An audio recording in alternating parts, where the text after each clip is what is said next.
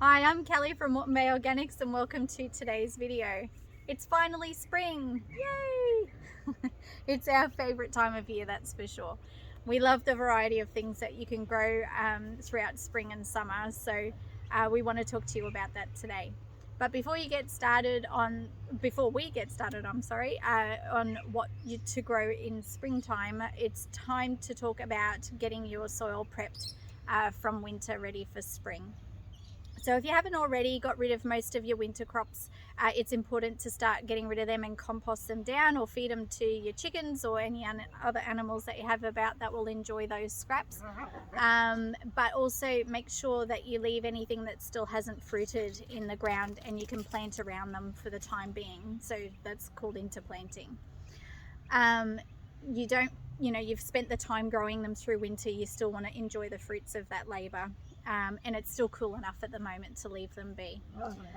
So yeah, if you want, depending on how you have yours set up, you can either chop them all down and leave them there and compost them down if you don't want to use that bed for that season.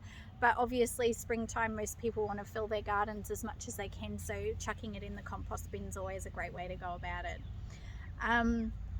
Before you go pulling anything out from your winter crops, make sure you actually chop them off rather than pulling them out from the root system to minimize the disturbance to the soil. So by leaving the roots in the soil, you're maintaining the living web of the soil and allowing the microbes and worms and that to break down the root systems over the course of the season, so they get the nutrition they need apart from the composting and that you'll add to it throughout the season, but it also returns that nutrition back to the plants and it helps maintain that integrity. So with the predicted rain that we might get throughout spring and summer this year, it'll help hold everything together for you, and you should do this every season anyway.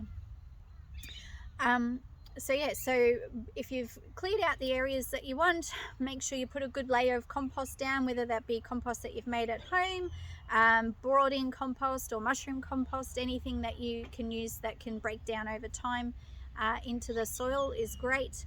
You might need to fork the garden to loosen and aerate in certain areas.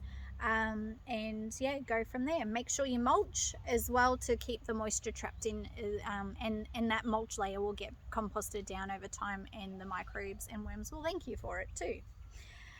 So things that you can grow in summer is things like squashes, zucchinis, pumpkins, potatoes, like your sweet potatoes, normal potatoes, strawberries, other berries like your mulberries, and your blueberries will be fruiting at the moment if you've already got them in the ground.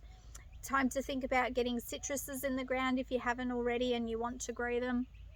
You've got beans, cucumbers, peppers, carrots, corn, all your herbs, medicinal flowers, your pollinating flowers like this beautiful Alyssum, all those sorts of things. So there is so much to choose from, and I know I've only made a very minute list of what you can grow. This year we're growing gooseberries, which is the first for us, so we're excited about that, and that's definitely a spring and summer fruit to have in the garden. Or tomatoes as well, if I didn't already mention them. It is the best time of year to grow them. They are so delicious. But if you are prone to fruit fly like we are, cherry tomatoes are always great because they don't seem to be so attracted to them. But we love to grow the full-size tomatoes. Romas are really good, especially if you're wanting to can. But yeah, it's really good. Just try and get into things sooner rather than later, because as it gets hotter, especially with fruits in particular, the pests will come along and make some challenges for you along the way, which we'll talk throughout the season about how to avoid those things from happening. So yeah, so there's just a very small list of what you can grow. And if you want to purchase some seedlings from us at Moreton Bay Organics and you're in the Moreton Bay region, please check out our website at www.moretonbayorganics.com.au, and you can see what we've got available.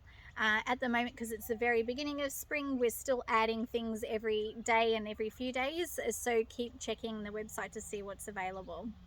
If you liked today's video, give it a nice big thumbs up and subscribe to our channel if you haven't already, and we'll catch you next video.